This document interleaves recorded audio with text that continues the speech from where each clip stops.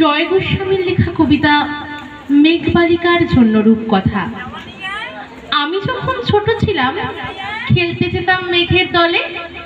একদিন এক মেঘবালিকা প্রশ্ন করলো কৌতূহলে, এই ছেলেটা, নাম কি রে তোর? আমি বললাম ফুসমন্তর। মেঘবালিকা রেগেই আগুন, মিথ্যে কথা, নাম কি অমন হয় কখনো? আমি বললাম নিশ্চয় হয়, আগে আমার গল্প শোনো। সে বলল শুনবো না যা, সেই তো রানী, সেই তো রাজা, সেই তো একই ঢাল তলোয়ার, সেই তো একই রাজার কুমার পক্ষীর আছে, শুনবো না, ও সব বাজে। আমি বললাম তোমার জন্য নতুন করে লিখবো তবে। সে বলল সত্যি লিখবি? বেশ, তাহলে মস্ত করে লিখতে হবে, মনে থাকবে লিখে কিন্তু আমায় দিবি।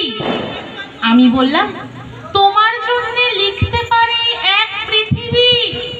লিখতে লিখতে লেখা যখন সবে মাত্র ২-৪ পাতা, হঠাৎ তখন ভূত চাপলো আমার মাথায়। খুঁজতে খুঁজতে চলে গেলাম ছোট্টবেলার মেঘের মাঠে। গিয়ে দেখি চেনা মুখ তো একটিও নেই এ টল্লাটে। একজনকে মনে হলো ওরই মধ্যে অন্যরকম। এগিয়ে গিয়ে বলি তাকেই, তুমি কি সেই মেঘবালিকা? তুমি কি সেই? সে বলেছে মনে তো নেই, আমারও সব মনে তো নেই। আমি বললাম তুমি আমায় লেখার কথা বলেছিলে। সে বলল সঙ্গে আছে, ভাসিয়ে দাও গায়ের ঝিলে। আর হ্যাঁ শোনো, এখন আমি মেঘ নই আর, সবাই এখন বৃষ্টি বলে ডাকে আমায়। বলেই হঠাৎ এক পশলায় চুল থেকে নখ আমায় পুরো ভিজিয়ে দিয়ে অন্য অন্য বৃষ্টি বাদলের সঙ্গে নিয়ে মিলিয়ে গেল খরস্রোতায়, মিলিয়ে গেল দূরে কোথায়, দূরে দূরে। বৃষ্টি বলে ডাকে আমায়, বৃষ্টি বলে ডাকে আমায়।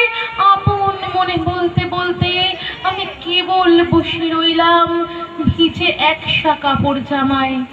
গাছের তলায় বসে রইলাম। বৃষ্টি নাকি মেঘের জন্য? এমন সময় অন্য একটি বৃষ্টি আমায় চিনতে পেরে বলল, তাতে মন খারাপের কি হয়েছে? যাও, ফিরে যাও, লেখো আবার, এখন পুরো বর্ষা চলছে। তাই আমরা সবাই এখন নানান দেশে ভীষণ ব্যস্ত। তুমিও যাও, মন দাও গিয়ে তোমার কাছে। বর্ষা থেকে ফিরে আমরা নিজেই যাব তোমার কাছে। এক পৃথিবী লিখবো আমি, এক পৃথিবী লিখবো।